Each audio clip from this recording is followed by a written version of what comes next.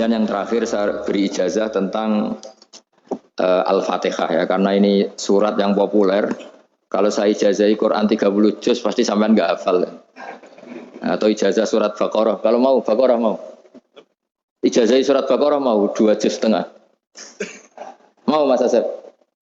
Ya Fatihah aja yang gampang ya. Nah, ya kulhu Fatihah ini paket ringan ini. Tapi pahalanya apa? Besar. Ini beda ya, artinya selama ini mungkin Anda baca tapi monoton ya. Tapi ini saya bacakan teks aslinya tentang istilahnya itu mazaya. Mazaya itu kelebihannya Fatihah. Saya baca Arabnya dulu, nanti ini terakhir ijazah tadi kan saran-saran umum tentang sosial. Ya, pokoknya jadikan kebaikan itu punya nilai sosial yang baik lah. Jadi nanti orang yang nggak amanah nggak laku, ya calon bupati, gubernur, presiden yang nggak amanah juga nggak laku. Begitu juga kiai yang tidak amanah juga nggak laku, suami yang nggak amanah juga nggak laku, istri yang nggak amanah juga. Sehingga kebaikan ini jadi nilai sosial yang dalam tanda kutip sudah keniscayaan. Yang diinginkan Allah itu seperti itu, bukan kebaikan yang dipaksakan karena kekuatan negara. Maksudnya kalau bisa kebaikan itu tidak usah dipaksakan. Memang sudah satu kebutuhan. Kayak cerita-cerita di negara maju itu. Bahkan apapun jatuh itu nggak ada yang ngambil apa. Itu. Makanya gambarannya Mekah Medina kan gitu kan. Barang jatuh nggak ada yang berani apa ngambil. Itu saking sudah jadi sistem. Sehingga banyak negara di Eropa itu yang sampai nggak punya tentara, nggak punya polisi karena kebaikan itu sudah. Nah kita kan masih capek, polisinya aja capek, apalagi masyarakatnya karena ya kebaikan itu belum jadi nilai apa bersama. Nah kita selain ditopang negara, ada polisi, ada tentara itu kita usahakan kebaikan itu jadi nilai apa bersama. Tadi wa'tamiru bainakum bima'ruf. Dan kita punya reputasi yang bagus dalam bab ini. Saya masih ingat kecil saya itu yang jilbaban hanya keluarga kiai. Sekarang rata-rata masyarakat itu jilbaban. Dulu yang sekolah SMP, SMA itu jilbaban kadang dulu malah dilarang ya harus sama seperti itu seragamnya. Sekarang sudah boleh dan nyaman. Lama-lama yang dapat simpatik ya yang pakai pakaian model tertutup seperti itu. Lama-lama gamane cara wong golek mantu ya golek yang seperti itu daripada yang blodor. Lama-lama jadi nilai bersama. Ya ingin saya seperti itulah. Di terminal juga sama. Orang mau makan cari warung yang kelihatan ada ayat kursinya, pakai jilbab atau paling enggak dia enggak mungkin lah nyuguhkan yang tiren atau yang haram. Akan ada garansi sosial, ada apa? Ada garansi apa? Sosial dengan penampilan yang soleh itu kan masa iya nyuguhkan oplosan babi gitu misalnya itu. Jadi nilai sosial itu harus harus benar-benar jadi nilai sehingga negara biar gak capek-capek itu. Polisi juga gak capek kan karena tugasnya corong Jawa mau ngawat-ngawati tok tapi sudah tidak perlu tegang karena kebaikan sudah jadi nilai apa bersama. Ya, ingat-ingat ya ayatnya tadi wa'tamiru bainakum bima'ruf. Jadi kebaikan itu harus jadi nilai bersama. Iktimar itu menjadi urusan bersama. Makanya kalau kita rapat besar disebut apa muktamar. Muktamar itu urusan bersama. Ya tadi imamnya sholat juga menopang Gojek karena nggak lama-lama nopang Grab, nopang Kernet, nopang penjaga Indomaret, penjaga bensin, pom bensin. Lah dia hanya punya waktu 5 menit terus imamnya baca Baqarah kan. Iya imamnya mursyid, mungkin dia tambah lama tambah dapat aplaus dari muhibbinnya, tapi makmumnya dia tambah lama tambah dapat penghormatan dari pecintanya, tapi kitanya wah khusyuk wali kan dia dapat status naik lah, kita yang sudah tidak ikut jadi wali diganggu apa pekerjaannya. Kalau ada imam seperti itu sampai mufarokoh saja niat ya Allah sampai sini saja saya makmum orang itu, silakan orang itu punya urusan sendiri dengan jenengan ya sudah atau salib saja apa ya, itu boleh. Kalau dalam fikih namanya apa mufarokoh. Mufarokoh itu niat, tapi kamu jangan langsung selonong mufarokoh, niat dulu pamit sama Allah bahwa sekarang mau mufarokoh. Tapi ya jadi sholat yang aneh kan, imamnya masih rukuk, kamu terus sujud, terus apa-apa selesai ya. Mungkin dalam pandangan itu orang lain ini maksudnya makmum gimana ini kok begini. Tapi sudahlah Allah Maha tahu. Insya Allah dimaklumi. Ya saya baca tentang Fatihah ya, karena sampean pasti sering baca Fatihah. Supaya apa sekaligus jadi jimat lah gitu ya. Jadi kalau kamu sering di jalan-jalan yang mungkin sepi atau mungkin kan tidak semua teman Grab itu nasibnya bagus yang di Semarang Jogja. Mungkin yang di Kalimantan di Papua kan ada yang 10 kilo gak ketemu rumah, ya kan? Ya lihat di TV-TV itu kan kasihan kan. Sudah 10 kilo gak ketemu rumah, penumpangnya kuwekar preman tuh kan. Ini makan orang enggak kan gitu. Kan ujiannya dua. Kalau penumpangnya cantik itu ya kecoba syahwat, kalau preman takut. Jadi orang itu selalu ujian itu. Sing sedengan itu kan jarang orang itu. Jadi kalau penumpangnya perempuan cantik ujiannya itu syahwat, kalau preman ujiannya ketakutan. Kalau orang yang lemah bawa uang ujiannya kamu ingin garong. Jadi hidup itu memang semuanya ujian. Liyabluwakum ayyukum ahsanu amala. Makanya saya sering ditanya oleh teman-teman, Gus, nah ujiannya kenal wong wedok elek piye sama, kenal wong ayu ujiane syahwat, kenal wong elek ujiane ngenyek itu sama-sama dosa. Syahwat ya dosa, ngenyek juga dosa. Wah elek keriting untune metu ya dosa ngomong gitu. Kadang-kadang orang berpikir enak kancanan wong elek gak dosa. Kata siapa kancanan wong elek itu ya dosa karena bawaannya ngenyek. Ngenyek itu menyepelekan itu. Makanya saya itu ya nggak mau berteman sampean. Nanti kan bawaannya ngenyek atau seneng ya udah tahu. Ya sudah ada takdir saja kalau ketemu ya tak ulang ngaji gitu. Tapi ini ngaji terakhir, setelah ini ngaji biasa aja, enggak usah resmi gini. Ngaji kok resmi aneh. Pokoknya nanti suatu saat kalau pandemi sudah berlalu saya akan ngaji Rebone. Lalu ini ngaji. Ini ngaji yang kurang bagus karena ngatur kiai kurang berkah ini. Nanti tapi ya lumayan lah masih mau ngaji. Ngaji kok tanggal ini jam ini. Sekarang suatu saat kamu tak panggil, Mas Wahyu datang ke sini jam ini, tidak mesti bisa. Mungkin pas ada acara apa, oh, maaf ke sini pas ngecek, pas apa. Jadi ya sudah, tapi tak maafkan, enggak apa-apa. Takdir ya.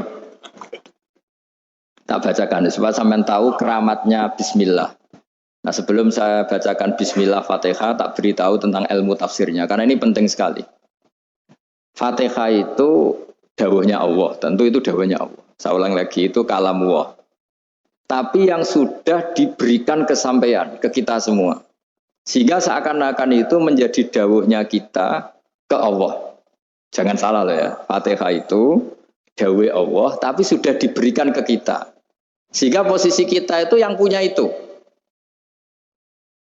Nah kenapa ini perlu dijelaskan? Karena nanti ada kalimat iyyaka na'budu wa iyyaka nasta'in. Kalau itu masih kalam Allah, berarti Allah ngomong ke kamu, ngendikan ke kamu, kepadamu aku menyembah. Masa Allah menyembah kamu? Nah, sehingga ilmu tafsir itu menyelesaikan itu dulu ya. Saya ulang lagi ya, sebelum sampean sering baca Fatihah, aku yakin ya sering baca. Tapi barokahnya tidak paham itu tidak pernah janggal. Enggak paham itu ya penting supaya ada iskal, tidak janggal. Sebetulnya di kalimat itu ada yang janggal. Kalau Fatihah itu kalimatnya Allah atau kalam Allah, bagaimana dengan kata-kata iyyaka na'budu? Masa Allah ngendikan ke kita, kepadamu kami menyembah. Masa Allah menyembah kita? Maka penyelesaiannya secara ilmu tafsir gimana? Semua ulama mengatakan, bukan satu dua, semuanya mengatakan di Fatihah itu semuanya diberi kawalan kalimat. Saya ulang lagi ya, di Fatihah itu semuanya diberi awalan kalimat qulu, katakan wahai hambaku begini. Ya, katakan wahai hambaku begini. Nah, begini ini pelajaran dari Allah yang sudah diberikan ke kita. Terus kita mengatakan bismillahirrahmanirrahim, alhamdulillahirabbil, termasuk kita mengatakan iyyaka na'budu wa iyyaka nasta'in. Jangan bayangkan Allah ngendikan ke kita. Kalau Allah ngendikan kita berarti gini, hei Wahyu, ihdinas siratal mustaqim, tunjukkan saya jalan yang benar. Nah nanti kamu terus, ya Allah, Anda aja minta tolong saya minta tolong siapa kan? Jadi panjang kan. Ya, saya ulang lagi ya. Jadi itu di Ulumul Quran diterangkan gimana? Sebelum baca Fatihah, ya. Fatihah itu kalamullah, ngendikane Allah, tapi yang sudah diajarkan ke kita dan sudah milik kita, sehingga kalimat itu menjadi milik kita. Tapi ya kalamullah, tetap kalamullah, tapi sudah menjadi milik kita. Sudah paham ya? Ya pinter nah. Ya, karena kalau tanpa penjelasan seperti ini, Anda akan iskal. Bagaimana Allah iskal itu janggal? Bagaimana Allah mengatakan iya karena butuh? Kan jadi aneh kan? Ya, jadi tak jelaskan secara ilmiah ya. Jadi kata ulama-ulama tafsir, ayat-ayat Quran seperti ini sebetulnya dimulai dari kulu, apa? Meskipun nggak dilafatkan. Itu kan sama dengan kul huwallahu ahad Muhammad. Katakan kalau Tuhan itu satu. Ya namanya Quran itu kan kalam Allah membina nabinya, membina umatnya. Makanya dikatakan atau enggak, di sini tersembunyi kata kulu, katakan. Ya. Jadi ya ibarat apa itu? Kamu ngajari anak kamu lah. Le, panggil jenengan bapak kulo. Itu maksudnya anak itu kalimat itu kalimat kamu, tapi kamu ajarkan ke anak kamu. Terus anak kamu bilang, "Pak, jenengan bapak kulo." Nah, ketika kamu mengatakan jenengan bukan kamu mengatakan jenengan anakku, berarti anakmu itu bapakmu kan lucu kan? Anak kamu ajari jenengan bapak kulo. Kamu engkau bapak saya. Terus anak kamu mengulang jenengan atau kamu bapak saya. Berarti itu kalimat yang kamu ajarkan, tapi sekarang sudah milik anak kamu. Kalau itu kalimat kamu kan lucu, masa anak kamu bilang bapak? Nah itu seperti itu. Jadi ulama memberi solusi atau jawaban iya karena abudu. Ya itu sebelumnya ada kata-kata kulu. Katakan wahai hambaku, hubungan kamu dengan saya adalah katakan iya karena abudu, wa iya karena stain. Terus hubungan kamu dengan saya katakan juga dalam doamu ihdinas siratal mustaqim. Jelas ya, jadi itu kalam Allah yang sudah milik kita karena diajarkan Allah untuk kita. Dong ya? Ya dong, gak jelas ya. Tapi bagus, gak jelas itu bagus. Kalau kamu jelas gak jadi dikrem, jadi gubernur. Min azimi fadliha kasratu asma'iha fadail ukhra. Ini cerita dramatisnya surat Al-Fatihah.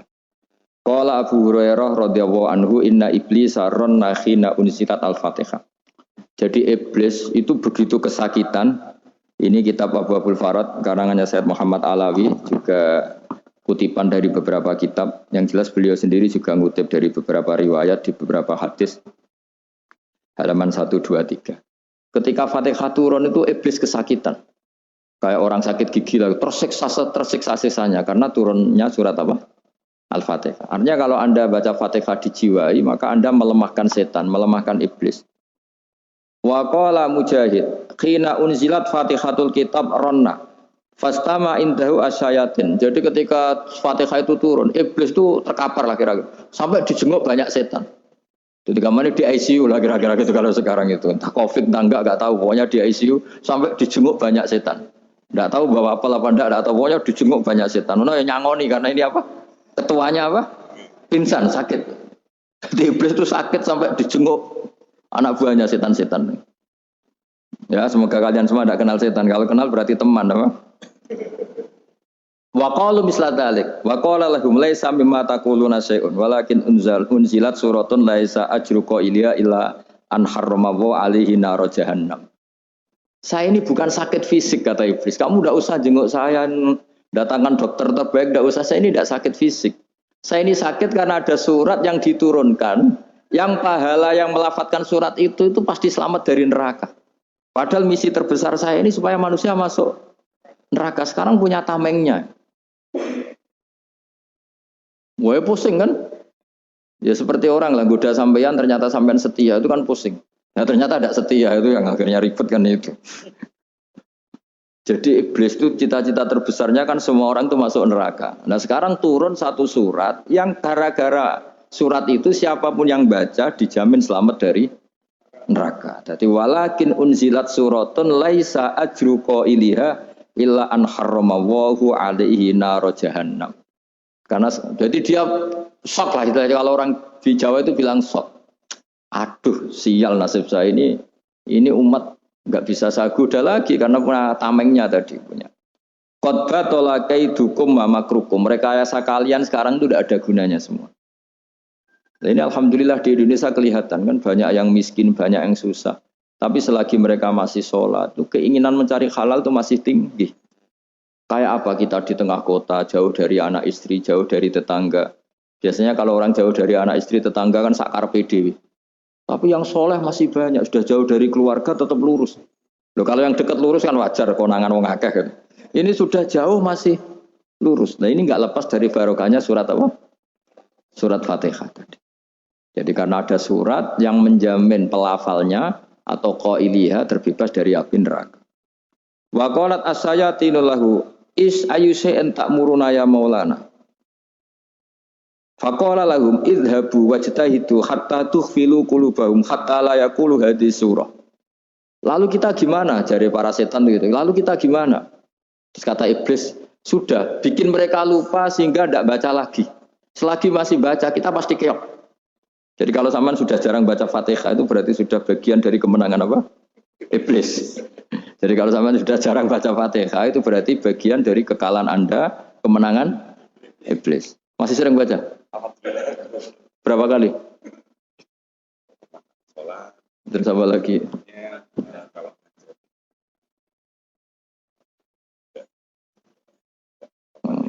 Kok 5 kali tok itu? Berarti pas sholat fardu tok itu. Enggak 5 kali itu mendingan itu 17. Kamu itu ngitungnya jangan 5 ini. 5 waktu itu berarti lumayan lah. Berapa? 17 ya? Iya. 17 ya? Ya. 17. Tapi kalau makmum tuh sering separuh kan, apalagi makmum tarawih. Ya kan? Makmum tarawih itu bacanya Fatihah ada yang sempurna enggak ya? Ya enggak lah. Baru alhamdulillahirabbil alamin ruko ikut ruko gitu. Makmum kan yang tarawih lah. Kalau tarawih jarang sempurna ya. Fatihahnya itu. Kan imam sudah ruko. Kamu bacanya Fatihah sampai mana tuh? Baru setengah ya. Ya paling pas tarawih aja kan enggak sempurna ya. Apalagi kalau imamnya sing kilat tuh waduh malah.